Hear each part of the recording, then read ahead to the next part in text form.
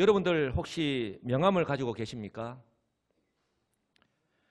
명함은요, 사전적 의미로 성명, 근무처, 직위, 전화번호 등을 인쇄한 조그마한 종이, 흔히 처음 대면할 때 상대방에게 건네줌이라고 이렇게 되어 있습니다. 저게 저의 명함입니다. 네, 제가 명함을 가지게 될 줄은 몰랐습니다. 저는 저기에 명함이 뭐라고 되어 있습니까? 여수시민교회 담임 목사라고 되어 있습니다. 딴 건 없습니다. 이것이 제가 어떤 사람인지 또 무엇을 하는 사람인지 나타내 주는 것이죠. 저는 하나님께서 위임하신 이 여수시민교회를 위해서 제 몸과 마음을 다 바쳐서 충성해야 하는 사람이다 라고 하는 거예요. 그게 담임 목사예요. 여러분들이 보실 때에 제가 이 명함에 맞게 제대로 잘 하고 있는 것 같습니까? 우리 성가대만 그렇게 인정을 해주시는 모양이네. 좀 더 열심히 노력하도록 하겠습니다. 그렇다면 사도 바울의 명함은 무엇이라고 할 수 있을까요? 바울이 회심하기 전의 명함, 즉 사울일 때의 명함은요, 화려합니다. 로마 시민권자, 바리새인 중에 바리새인, 베냐민 지파, 가말리엘 학파, 율법의 의로는 흠이 없는 자. 그런데요, 다메섹 도상에서 부활의 주님을 만나고 나서 이 회심하고 난 후에 바울의 명함은요, 정말 간단 명료합니다. 로마서 1장 1절이요, 바울의 명함이라고 할 수 있는데요, 이렇게 말씀을 합니다. 한번 다 같이 읽어보겠습니다. 예수 그리스도의 종 바울은 사도로 부르심을 받아 하나님의 복음을 위하여 택정함을 입었으니. 아멘. 예수 그리스도를 믿기 전에 사울일 때에 그렇게 화려했던 그런 명함을 뒤로 하고 예수 그리스도의 종 바울, 한마디로 말하면 예수 그리스도께 속한 종이다, 그리고 복음을 위하여 구별된 사도다, 그렇게 말씀을 드릴 수가 있는 거예요. 바울은요, 하나님께서 만들어주신 이 명함대로, 제가 뭐라고 말씀을 드렸습니까? 내가 만든 명함이 아니에요. 한번 따라서 할까요? 하나님께서 만들어주신 명함. 우리 각자에게도 하나님께서 만들어주신 나의 명함이 있는 줄 믿습니다. 하나님께서 만들어주신 이 명함대로 살았다라고 하는 사실입니다. 그렇다면 예수 그리스도를 믿고 난 후에 여러분들의 명함은 무엇입니까? 여러분들은 지금 어떤 명함을 가지고 살아가고 계십니까? 명함은 중요합니다. 왜냐하면 자기 자신이 어떤 사람인지, 그리고 무엇을 하는 사람인지 나타내는 것이기 때문입니다. 제가 앞서 말씀드린 대로 사울에게 있어서 다메섹 도상에서의 주님과의 만남은 그의 명함이 바뀌게 되는 그의 인생에서 가장 중요한 순간입니다. 뿐만 아니라 기독교 역사에서도 중요한 순간이 아닐 수가 없습니다. 왜냐하면 사울이 바뀐 이 명함대로, 자신의 이 명함대로 하나님께서 그를 복음과 하나님의 나라의 확장을 위해서 사용하셨기 때문입니다. 설교 서두에도 잠시 말씀을 드렸지만 사도 바울의 과거의 명함, 즉 사울이었을 때의 명함은요, 화려했고 또한 그만큼 영향력도 대단했습니다. 바리새인 중에 바리새인이라 부를 만큼, 또한 당대 최고의 랍비 가말리엘 문화에서 공부했을 정도로 구약의 율법에 탁월한 지식을 가지고 있었습니다. 그런데요, 안타까운 것은 예수님의 공생의 시절에 바리새인들과 동일하게 그렇게 구약의 율법을 잘 알고 있고 또 회당에서 가르치고 있는 선생, 이 랍비라고 부르는 사울과 같은 바리새인들이 구약의 선지자들이 예언하고 있는, 즉 메시아로 이 땅에 오신 예수 그리스도를 더욱이 예수님께서 회당에서 가르치시는 말씀이나 또한 사역을 통해서 나타나는 기적의 역사를 직접 보았음에도 불구하고 왜 믿지 못하고 그를 그리스도로 인정하지 못하느냐, 아니 인정하지 않았느냐 하는 것입니다. 그러므로 사울에게 있어서 이처럼 뛰어난 구약 성경의 지식은요, 구원에 이르게 하는 참된 지식이 아니라 오히려 복음을 방해하고 교회를 받게 하는데 쓰이는 도구가 될 뿐이었다라고 합니다. 이것이 바로 지식과 믿음의 차이입니다. 많은 사람들은요, 자기가 가지고 있는 지식이 자신을 구원한다 착각하고 살아갑니다. 알고 있는 것과 믿는 것은 하늘과 땅의 차이가 있는 것이죠. 내가 아무리 많이 알아도, 심지어 성경에 대해서 많이 알고 있다 하더라도 그 지식을 통해서 진리를 발견하지 못한다면, 진리이신 그리스도를 믿지 않는다면 안타깝지만 그 지식은 아무런 의미도 가치도 없다고 하는 사실입니다. 전 전도하면서요, 이런 분들을 참 많이 만나보았습니다. 그들은 목사인 저에게 자랑하듯이 이렇게 이야기합니다. 어떤 분들은 성경을 지금까지 10번이나 더 넘게 읽었다고. 그래서 당신이 지금 나에게 전도하지 않아도 당신이 무엇을 이야기하는지 나는 다 알고 있다 라고 그렇게 이야기합니다. 또 어떤 분은요, 자기는 성경 원서와 유명한 신학자들이 쓴 주석을 많이 가지고 있고 그것을 나는 본다라고 그렇게 자랑합니다. 제가 그런 분들을 향해서, 그럼 선생님은 예수 믿으십니까? 교회는 지금 나가고 계십니까? 라고 질문을 합니다. 그 질문에 뭐라고 대답하겠습니까? 그들은요, 아니다라고 이야기합니다. 그들은 믿음과는 상관없이 그저 자신의 지식과 수준을 자랑하기 위해서 나 이 정도 되는 사람이야 라는 것을 나타내기 위해서 성경을 읽고 성경 원서와 주석을 보는 것입니다. 정작 오직 이것을 기록함은 너희로 예수께서 하나님의 아들 그리스도이심을 믿게 하려 하며 또 너희로 믿고 그 이름을 힘입어 생명을 얻게 하려 함이니라 라고 하는 이 하나님의 말씀도 모른 채 말입니다. 성경을 그렇게 많이 읽는 것이, 또 성경 원서를 보고 주석을 보는 것이 무슨 의미가 있냐는 것이죠. 제가 신방하면서 공통적으로 많이 들었던 말들이 바로 이 말씀인데요. 우리 애들이 어릴 때는, 그리고 학교 다닐 때까지만 하더라도 정말 열심히 교회를 잘 다녔고 신앙생활을 잘 했다라는 말씀입니다. 그 어감을 아시겠죠? 그렇다면 지금은 이라고 하는 데는 점점점과 물음표를 달게 만드는 거예요. 그런데 청년이 되고 시집 장가를 가고 난 지금은 신앙생활을 하고 있지 않다는 말씀입니다. 저는 이 말씀을 들으면서 담임 목사인 저에게 이런 고백을 하기 전에 그 자녀들 위하여 얼마나 하나님께 간절하게 기도하고 또 이렇게 살아서는 안 된다라고 권면하였을까 한번 생각해 보았습니다. 그리고 그 부모의 뜻대로 되지 않는 자녀들의 모습을 보면서 안타까워하고 가슴 아파했을 그 부모님들을 생각하니까 참 마음이 아팠습니다. 저 역시 3명의 자녀가 있는데요. 목사의 자녀라고 해서 반드시 믿음 안에서 성숙하게 잘 자라나는 것이 아니지 않습니까? 우리 아이들이 바르게 믿음 안에서 자라나기를 기대하면서 진짜 안 해본 거 없습니다. 가정예배도, 성경 쓰기도, 또 성경을 읽고 화이트보드에 제가 장별로 설명을 해가면서 이렇게 성경을 가르쳐 보기도 해보았습니다. 그리고 지금은요, 가족 단톡방에서 이 카카오톡에 가족 단톡방을 만들어서 매일 성경 10절씩 릴레이로 이어서 쓰고 있습니다. 먼저 읽은 사람이 예를 들어서 창세기 1장 1절에서 10절 읽었으면 그 다음 사람은 이어받아서 11절에서 20절을 읽는 거예요. 그리고 제일 먼저 읽는 사람이 미션을 줍니다. 오늘 하루 살면서 감사했던 것을 입술로 고백하시오라고 하면 입술로 고백을 해야 되고, 글로 적으시오라고 하면 글로 적어야 되는 거예요. 작년에 신약을 다 읽었고요. 지금 구약의 레위기를 20장을 읽고 있는데, 그런데요, 벌칙이 있습니다. 그날 읽지 않으면, 그날 10절씩 읽지 않으면 벌금 1,000원씩 내야 됩니다.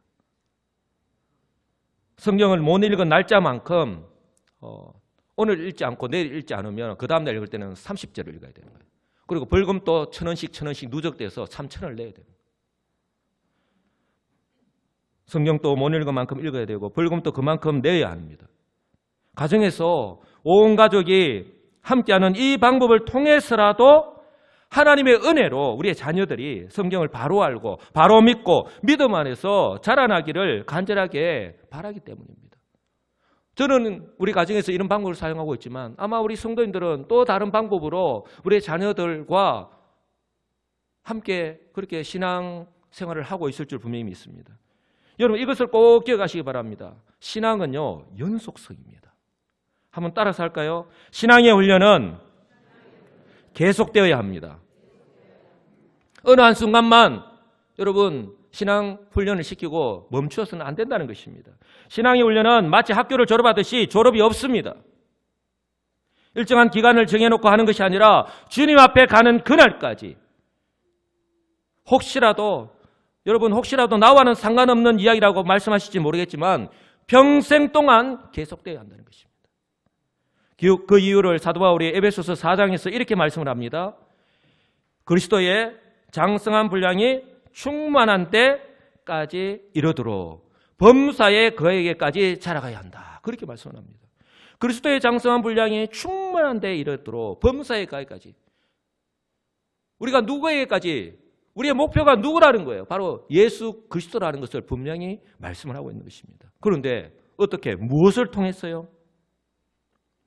지금 저와 여러분들이 하나님께 드리고 있는 이 예배를 통해서 여러분 단순히 내가 주일이기 때문에 그냥 이 자리에 나와서 있는 것이 예배를 드리는 것이 아닙니다. 예배를 통해서 우리는 하나님을 만나야 됩니다. 영으로 임하시는 그 하나님을 만나야 됩니다. 찬양을 통해서 기도를 통해서 그리고 지금 제가 선포하는 이 하나님 말씀을 통하여서 내가 그래서 믿음의 고백으로 정성껏 준비한 헌금을 올려드림으로 이 모든 것들이 하나님과 그의 백성인 우리와의 관계라는 것이죠. 이 예배를 통해서 성령의 깨닫게 하시는 은혜로 우리의 자신의 삶을 한번 돌아보고 다시 한번 마음을 새롭게 하는 그런 은혜가 있기를 주님의 이름으로 간절히 축복합니다. 그래서 예배가 중요하다고 하는 것입니다. 그리고 성경 말씀을 통했습니다. 왜 교회에서 여러분 새가족반은 성경 공부를 하고 확신반, 성장반, 제자반 성경 공부 가정을 만들어서 왜 신앙 훈련을 하겠습니까? 성도는 이 영의 양식인 말씀을 통해서 자라기 때문입니다. 아니 자라나야 하기 때문인 줄 분명히 믿으시기 바랍니다. 또한 기도를 통했습니다. 여러분 기도의 시간을 통해서 하나님께서 나를 어떻게 변화시켜 가시는지 여러분 이 기도를 통해서 하나님께서 나를 어떻게 변화시켜 가시는지 한번 포커스를 맞춰 보시기 바랍니다. 어렵고 힘들지만 한번 시도해 보시는 여러분들 되시기를 주님의 이름으로 축복합니다. 또한 교제를 통했습니다. 구역 모임이 중요한 이유가 바로 여기에 있습니다. 왜냐하면 이처럼 구역 식구들이 모였어요. 말씀과 함께 자신의 삶을 진솔하게 나눌 때에 내가 경험하지 못한 그런 은혜들요. 우리 다른 성도들이 내만 이런 어려움을 겪고 살았는 줄 아는데 저분은 저 고백을 들으니까 나보다 더 어렵고 힘드는데 얼마나 가슴이 아팠을까. 그 고백을 통해서 내가 은혜를 받는 거예요. 새 힘을 얻는 것이에요. 은혜와 용기를 얻을 수 있기 때문에. 그래서 우리 구역 모임이 중요하다라고 하는 거예요. 또한 성김과 봉사를 통했습니다. 주님께서 모범을 보이신 것처럼 자기 자신을 드러내지 않고 내가 섬기고 봉사하면서 나 이런 사람이야, 나 이렇게 섬기고 있어 스피커로 다 웬다면 그것이 무슨 의미가 있냐는 것이죠. 남들이 알지 못한다 하더라도 때로는 오해를 받는다 하더라도 남들이 알아주지 않는다 할지라도 주님께서 섬기셨던 것처럼 자기 자신을 드러내지 않고 나보다 남을 낮게 여기고 섬길 때에 주님의 은혜가 넘칠 줄 믿습니다. 그리고 복음을 전하는 것을 통했습니다. 여러분 우리가 복음을 전하는 것, 이 전도하는 것을 하나님께서 우리에게 고통을 주시기 위해서가 아닙니다. 한마디로 신앙생활은요 주님께서 모범을 보이신 것을 따라가는 것입니다. 아멘. 신앙생활은요 우리 주님께서 모범을 보이신 것을 따라가는 것이에요. 그렇기 때문에 이런 신앙훈련을 통해서 바로 우리를 주님의 제자로 변화시켜 가시는 것입니다. 이런 측면에서 볼 때에 우리 교회는요 지금 모범적으로 잘 이렇게 감당하고 있다. 저는 그래서 우리 이렇게 순종하면서 잘 따라주시는 우리 모든 성도 여러분들께 너무나도 감사를 드립니다. 바라기는요 이 과정이 비록 어렵고 힘들고 또 피곤해도 그럼에도 불구하고 인내하셔서 감사함으로 순종하시는 우리 복된 성도님들이 다 되시기를 주님의 이름으로 간절히 축복합니다. 그렇기 때문에 저와 여러분들은요 우리의 편협된 그리고 제한된 지식의 틀 안에서 하나님과 하나님의 뜻을 오해하거나 가두어 두어서는 안 된다고 하는 사실입니다. 예수님 당시에 바리새인이나 바울 당시에 그 바리새인들처럼 말입니다. 이런 측면에서 볼 때에 몸은 현재를 살아가고 있는데 마음과 생각은 여전히 과거에 묶인 채 벗어나지 못한 채로 살아가고 있는 것은 아닌지 모르겠습니다. 여러분, 과거에서 벗어나지 못한다면요, 현재의 삶을요 인정하지 못하게 되고 부정할 수밖에 없는 것입니다. 오늘 우리가 만나고 있는 이 다마섹에서 부활하신 주님을 만나기 전에 사울처럼 말입니다. 우리가 지난 시간에 살펴봤잖아요. 근데 바울은요, 이 구약 성경에서 하나님께서 모세에게 말씀하실 때에, 우리가 모세가 시내산에서 십계명 돌파를 받을 때에 하나님께서 어떻게 모세에게 임하셨고 말씀하셨던 것을 우리는 너무나도 잘 알고 있지 않습니까? 구약 성경에 넉넉했던 바울 역시, 사울 역시 잘 알고 있다는 거예요. 그런데 바울이 오늘 모세를 만나 주실 때에, 모세에게 말씀하실 때 나타났던 그 초자연적인 현상을 바로 자신이 경험하였던 거거든요.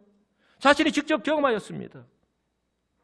하늘에서 빛이 자신에게 비추었고 하늘에서 자신에게 음성이 들렸다는 거예요. 사울아 사울아 내가 어찌하여 나를 핍박하느냐? 바로 하나님의 음성을 들었습니다.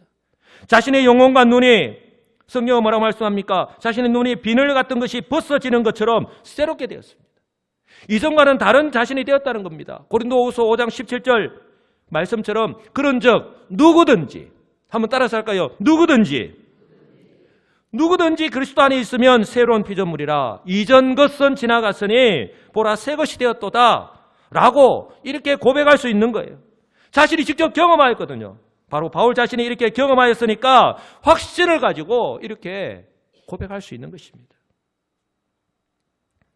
여러분, 부활하신 주님과의 만남은요, 사울을 완전히 다른 사람으로 바꿔놓았습니다. 바로 바울의 명함이 바뀌는 순간이죠. 바울이 이 복음 때문에, 이제는 복음을 전하는 것 때문에 감옥에 갇혔는데 그 감옥 안에서 어떻게 고백을 합니까? 빌립보서 3장 5절 이하인데요, 이렇게 고백을 합니다. 나는 난지 8일 만에 할례를 받고 이스라엘 족속이요 베냐민 지파요 히브리인 중에 히브리인이요 율법으로는 바리새인이요 열심으로는 교회를 박해하고 율법에 어르는 흠이 없는 자라. 이전에 자신의 명함이었죠. 그러나 무엇이든지 내게 유익하던 것을 내가 그리스도를 위하여 다 해로 여길 뿐더러 또한 모든 것을 해로 여김은 내 주 그리스도 예수를 아는 지식이 가장 고상하기 때문이라. 여러분, 사도 바울이 다메섹 도상에서 부활의 주님을 만나기 전에 어찌 이런 고백이 가능이나 했겠느냐는 것이죠. 내가 그를 위하여, 예수 그리스도를 위하여 모든 것을 잃어버리고 배설물로 여김은 그리스도를 얻고 그 안에서 발견되려 하면이 내가 가진 의는 율법에서 난 것이 아니요 오직 그리스도를 믿음으로 말미암은 것이니 곧 믿음으로 하나님께로부터 난 의라 라고 이렇게 분명하게 믿음으로 얻게 된다고 하는 이 이신칭의의 신앙 고백까지 정확하게 하고 있다고 하는 사실입니다. 사랑하는 성도 여러분, 사울은요 부활의 주님을 만난 후에 바로 이전과는 정반대의 삶, 바로 예수 믿는 사람을 가두고 체포하고 죽이는데 앞장섰던 사울의 모습이 이제는요 뭐라고 고백을 합니까? 예수는 그리스도라고 전파하며 살아가기 시작했다고 하는 사실입니다. 19절, 사울이 다메섹에 있는 제자들과 함께 며칠 있을새 즉시로 각 회당에서 예수가 하나님의 아들이심을 전파했다고 성경은 말씀합니다. 사람이 바뀌니까, 주님을 만나고 나니까 이렇게 자신이 그 예수 믿는 자들을 잡아가두고 또 잡아가두기 위해서 지금 오다가 완전히 180도 바뀌어서 이제는 그 예수를 자신이 증거하고 있는 사람으로 바뀐 거예요. 어찌 이것이 사람의 뜻대로 될 수 있겠습니까? 사랑하는 성도 여러분, 어떻게 이런 일이 가능할까요? 한번 따라서 할까요? 사울처럼 인격적으로 주님을 만나면 얼마든지 가능합니다. 예, 우리 부활의 주님께서 사울을요, 그 영혼을 어루만져 주셨잖아요. 말씀하셨잖아요. 그의 몸과 마음이요, 그 영혼이 완전히 새롭게 거듭났지 않습니까? 이처럼 우리 주님을요 인격적으로 만나면 얼마든지 가능하다는 거예요. 주님께서 세상을 향한 구원 계획과 섭리를 따라서 주권적인 권능으로 행하셨기 때문입니다. 17절에 이렇게 말씀을 합니다. 아나니아가 떠나 그 집에 들어가서 그에게 안수하여 이르되 형제 사울아 주 곧 내가 오는 길에서 나타나셨던 예수께서 나를 보내어 너로 보게 하시고 성령으로 충만하게 하신다 하니 즉시 사울의 눈에서 비늘 같은 것이 벗어져 다시 보게 된지라. 일어나 세례를 받고 음식을 먹으며 강건하여졌다라고 성경은 말씀을 합니다. 여러분, 사울만 이 같은 초자연 역사로 임하시는 하나님의 능력을 경험한 것이 아니라 주님의 음성을 들었는 것이 아니라 하나님께서 아나니아 역시 준비하셨다가 아나니아를 통해서도 이렇게 역사하신 거예요. 자신이 직접 경험하였죠. 또 아나니아가 자신에게 와서 사울에게 임하실 그때에 아나니아에게도 동일하게 하나님께서 말씀하셨거든요. 주님께서. 그러니 그 말씀을 듣고 아나니아가 와서 지금 사울에게 그 말씀을 하고 있는 거예요. 그럴 때 하나님의 역사가 나타났던 거예요. 아나니아 역시 사울을 위해서 하나님께서 준비하셨습니다.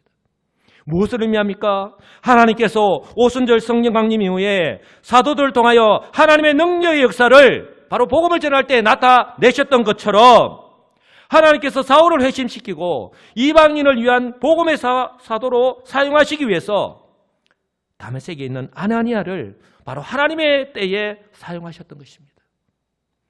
아마 다메섹에 아나니아가 없었다면 마치 저 사마리아에서 복음을 전하는 빌립을 140km 떨어진 가사로 내려가는 길까지 부르셨던 그 주님이신데 그렇게 하시지 않았겠어요? 10절에 이렇게 말씀을 합니다. 그때에 바로 하나님께서 역사하실 때입니다. 그때에 다메섹에 아나니아 하는 제자가 있더니 주께서 환상 중에 불러 이르시되 아나니아야 하시거늘 대답하되 주여 내가 여기 있나이다 하니 주께서 이르시되 일어나 직가라는 거리로 가서 유다의 집에서 다소 사람 사울이라는 사람을 찾으라. 그가 기도하는 중이라. 그가 아나니아라 하는 사람이 들어와서 자기에게 안수하여 다시 보게 하는 것을 보았느니라. 주님께서 이미 말씀하셨죠. 그리고 17절 이 말씀을 듣고 나니 아나니아가 떠나 그 집에 들어가서 그에게 안수하여 이르되 형제 사울아 주 곧 내가 오는 길에서 나타나셨던 예수께서 나를 보려 너로 보게 하시고 성령으로 충만하게 하신다 하니 즉시 사울의 눈에서 비늘 같은 것이 벗어져 다시 보게 되었다라고 성경을 말씀합니다. 그리고 세례를 받고, 여러분 세례를 받았다라는 말은 예수 그리스도가 나의 구주가 되십니다. 나는 예수 그리스도를 믿음으로 내 죄 용서를 받았습니다. 나는 구원을 받았습니다라고 하는 정확한 신앙 고백이 이루어졌다라고 하는 거예요. 그리고 음식을 먹고 강건하여졌어. 그리고 즉시 나가서 예수는 그리스도라고 전가했던 거예요. 사랑하는 성도 여러분, 그렇다면요 하나님께서는 이처럼 사울이 회심하자마자 왜 이처럼 급하게 복음의 현장에 바로 투입하셨을까 하는 것입니다. 하나님 또 참 마음이 급하시다. 왜 이렇게 급하게 복음의 현장에 투입하셨을까 하는 거예요. 한번 따라서 할까요? 복음의 시급성. 예. 지금 해야 될 것이 있고 나중에 해야 될 것이 있는데 바로 우리 하나님께서 지금 다메섹으로 예수 믿는 자들을 잡아가도록 오는 이 사울을 지금 회심시키신 것은 바로 지금이 하나님의 때였기 때문에 지금 회심시키시고 지금 바로 사용하시기 위해서라는 거예요. 바로 복음의 시급성이에요. 하나님이 지금 우리 교회를 통해서 바로 저와 여러분들을 통해서 일하시기를 원하시는데 1년 뒤에, 2년 뒤에, 5년 뒤에, 10년 뒤에 나 말고 내 때 말고 다음 우리 자녀 세대 때에 하나님의 때가 있는데 우리는요 자기의 때에 맞춰서 하려고 하고 있지는 않느냐는 것이죠. 복음의 시급성. 여기서 하나님의 때가 나오는 겁니다. 하나님께서는 이미 예루살렘에 시작된 복음이 유대와 사마리아를 넘어서 급하게 빌립을 호출하여서 아프리카 에티오피아로 내려가는 내시아에게 복음을 전하게 하셨습니다. 더 이상 이 복음이 지체되지 않고 땅끝까지 전하기를 원하시는 하나님의 마음, 바로 복음에 대한 하나님의 타임 스케줄 때문입니다. 하나님은 정확하게 하나님의 때에 그 스케줄을 따라서 일하시는 거예요. 그리고 하나님의 사람들을 부르시고 그 하나님의 사람들을 사용하셨지 않습니까? 이런 측면에서 볼 때에 사울이 다메섹에 있는 제자들과 함께 며칠 있을새 즉시로 각 회당에서 예수가 하나님의 아들이심을 전파하였다라고 하는 이 말씀, 여러분 충분히 이해가 가시죠? 하나님의 그 인도하심에 사울이요 변화되자마자 순종하였다는 거예요. 하나님 참 급하시네. 나도 숨 좀 돌리시다. 한 달 뒤에 1년 뒤에 좀 급한 거 좀 마무리하고 좀 사람들 좀 마음도 좀 이렇게 진정시키고 그리고 난 뒤에 할게요. 그렇게 하지 않았다는 거예요. 즉시로. 말씀이 떨어지자마자 즉시로. 내가 변화되자마자 즉시로. 한번 따라서 할까요? 즉시로. 즉시로의 은혜가 여러분들에게 임하기를 주님의 이름으로 간절히 축복합니다. 그 제자들과 함께 며칠 있었다 했는데 여러분 이 다메섹에 있는 제자들이요 이 지금 사울이라 하면요 벌벌 떨었던 사람인데 그런데 하루아침에 그냥 이 사울이 바뀌어가지고 전혀 딴 사람이 되었으니까 이제는 예수님을 전하는 사람으로 바뀌었으니까 그들에게는 어떻겠습니까? 천군만마를 얻은 것과 같은 거예요. 그리고 얼마나 위로가 되고 힘이 되었겠습니까? 며칠 동안 교제를 나누면서 앞으로 이 사울이라고 하는 사람을 회심시켰어서 이제는 복음 전도자가 되게 하셨으니까 하나님께서 앞으로 어떻게 이 사울을 통해서 큰 일을 하셨지 그렇게 기대하는 마음이 크지 않겠습니까? 여기서 우리가 정말 중요한 것 하나를 발견할 수 있는데요. 하나님께서는요 사울을 회심하기 이전에 사울의 모습 그대로 사용하셨다는 거예요. 저와 여러분들이 오해하지 말아야 하는 것이 바로 이 부분인데요. 자꾸 우리는 예수를 믿으면 내가 어떻게 물리적으로 어떻게 변화되어서 자꾸 하나님께서 나를 사용하신다라고 생각을 하는데 아닙니다. 사울의 모습을 보십시오. 물리적으로 이전과는 전혀 다른 사람으로 바꾸어서 사용하신 것이 아니라 이전의 사울의 모습 그대로 사용하셨어요. 주님을 만났다는 것밖에 없어요. 그가 좀 눈이 이제 그죠? 그 빛을 정오의 빛보다도 더 밝은 빛을 비추었으니까 그래서 눈이 앞을 제대로 이렇게 잘 보지 못했던 것이죠.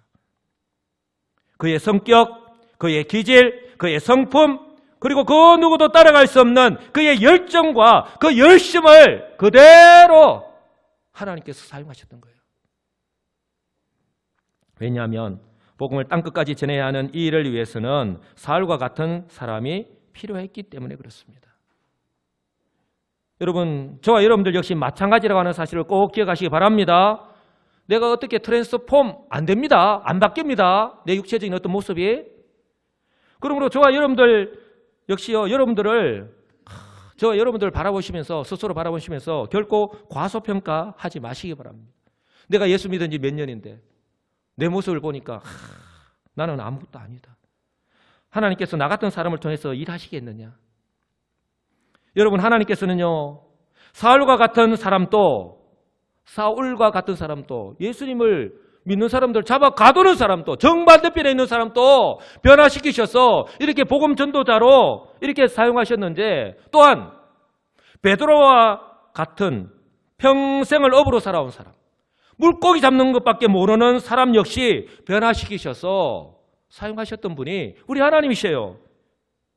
그렇다면 하물며 저와 여러분들이겠느냐 하는 것입니다. 또다시 말씀을 드리지만 결국은요 믿음과 순종이에요. 주님의 그 말씀을 듣고 나의 옛 모습에서 벗어나느냐 하는 것이 관건이라고 하는 사실입니다. 주님의 음성을 들었지만 나는 이미 새로운 존재를 바뀌었지만 그대로 나는 살아가느냐 하는 것과 나의 바뀐 것에 걸맞게 옛 명함이 아니라 새 명함에 걸맞게 내가 살아가느냐의 유무에 달려있는 거예요. 그렇다면 여러분, 저와 여러분들은 예수님을 믿고 난 뒤에 무엇이 바뀌었습니까? 저 여러분이 예수를 믿으면 우리의 모습이 외형적으로 어떻게 변화되는 것이 아니지요. 단지 우리의 믿음을 따라서 우리의 삶의 가치관과 목적이 바뀌는 것입니다. 그렇기 때문에 우리가 생각하는 것이나 바라보는 것이나 행동하는 것이 달라질 수밖에 없는 것입니다. 나의 성품, 나의 기질, 나의 성격은요 그대로입니다. 하나님께서는 저 역시도요 성격, 성품, 기질이나 열정 등 있는 모습 그대로 사용하셔서 지금까지 사역하게 하셨습니다. 여러분들도 마찬가지입니다. 여러분들 역시 여러분들의 있는 모습 그대로 하나님께서 사용하신다라고 하는 사실을 꼭 기억하시기 바랍니다. 그렇기 때문에 사울의 과거의 명함을 잘 아는 사람들은요, 며칠 사이에 갑자기 180도 바뀐 사울의 모습을 보고 어리둥절할 수밖에 없었지요. 사람들로부터 의심을 사고 오해를 받기에 충분했습니다. 수군수군 그랬지 않겠습니까? 21절 듣는 사람이 다 놀라 말하되 이 사람이 예루살렘에서 이 이름을 부르는 사람을 멸하려던 자가 아니냐. 여기 온 것도 그들을 결박하여 대제사장들에게 끌어가고자 함이 아니냐 하더라. 그런데 사울이 이전과는 180도 바뀐 모습을 보고 수군수군하는 사람들의 말이나 평가는요, 사울에게 아무런 영향을 주지 못했다는 거예요. 우리가 바뀔 때요, 정말 이런 모습에 주의해야 됩니다. 우리는 너무나도 하나님의 음성에 집중하기보다는 사람들이 하는 말에 우리는 너무나도 쉽게 반응하잖아요. 오히려 성경은 이렇게 말씀을 합니다. 22절 다 같이 한번 읽어보겠습니다. 사울은 힘을 더 얻어 예수를 그리스도라 증언하여 다메섹에 있는 유대인들을 당혹하게 하니라. 아멘. 여러분, 사울이 힘을 더 얻었다. 사울이 힘을 더 얻었다는 말씀을 통해서 알 수 있듯이 사울이요, 성령으로 충만하였음을 알 수 있는 거예요. 오순절 성령 강림 이후에 예루살렘에서 복음을 통한 하나님의 역사심이 나타날 때에 바로 베드로를 통한 사도들을 능력 가운데 사용하신 주님께서 이제는요, 회심한 사울과 함께 하시고 그 사울을 사용하시는 것을 우리가 알 수 있는 것입니다. 그래서 예수 믿는 자들을 잡아가두기 위해서 온 사울이 거꾸로 예수는 그리스도라고 증언하였던 거예요. 여러분, 여기서 증언하였다라는 말은요, 내가 증명하였다는 말이에요. 내가 말로 증명하였다는 것입니다. 사울은 자신이 바리새인으로서 가지고 있는 그 구약적 지식과 또한 자신이 직접 경험한 것을 사용하여서 저 구약의 그 예언과 그 예언대로 오신 메시아가 예수 그리스도라고 고백하였던 것이고, 예수 그리스도의 십자가의 죽으심과 부활을요, 분명한 사실이라고 증명하였던 거예요. 바로 여기 증언하였다는 말은 바로 그 말입니다. 그러니 다메섹에 사는 유대인들이 이 도대체 무슨 일인가 하여서 당혹할 수밖에 없었던 것이죠. 사랑하는 성도 여러분, 바로 하나님의 역사하심이 이렇게 나타날 줄 믿으시기 바랍니다. 이것이 하나님의 역사하심입니다.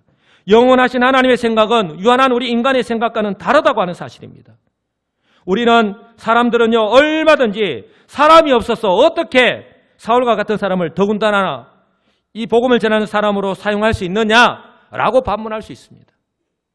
그러나 하나님께서는요, 사람들의 생각을 뛰어넘으셔서 사람들이 생각할 때 도저히 이해를 할 수 없는 그런 사울을 이방인들에게 복음을 전하기 위해서 부르셨습니다. 이런 하나님이시기 때문에 저와 여러분들 또한 때를 따라 부르셔서 예수를 믿게 하시고 또한 하나님의 자녀가 되게 하신 줄 믿으시기 바랍니다. 그래서 우리는 이것을요, 하나님의 은혜이자 주권적인 섭리라고 부르는 거예요. 여러분, 사울이 바울이 된 것만이 하나님의 은혜고 주권적인 섭리가 아니라 바로 저와 여러분들 같은 사람들이 또 예수 믿고서 하나님의 자녀가 된 건 역시 바로 하나님의 은혜요, 주권적인 섭리라고 하는 사실을 믿으시기 바랍니다. 그렇다면 그 시대 당시에 사울을 이 바울로 사용하셨던 것처럼 이 마지막 시대에 우리 여수 시민교 여러분 오신 바로 저와 여러분들 역시 동일하게 사용하신다라고 하는 사실을 꼭 기억하시기 바랍니다.